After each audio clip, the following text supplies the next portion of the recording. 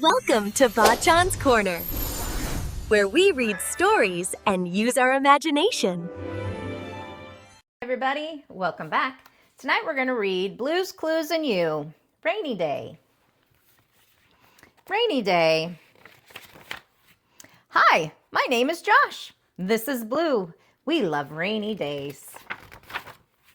What can Blue play on this rainy day? We can play Blue's Clues to figure it out. Do you see a paw print? There it is, outside. That is our first clue. We put clues in our handy dandy notebook, and we can draw our first clue. Do you see the second clue? Rain boots. We can draw it in our handy dandy notebook. Do you see the last clue? Splash. We can draw it in our handy dandy notebook. Then we can go to our thinking chair. What can Blue play on this rainy day? What are our clues?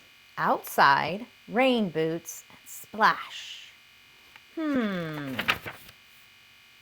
What can Blue play on this rainy day?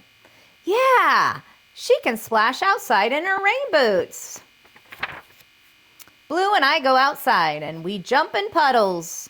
Look, a rainbow. Hooray for rainy days.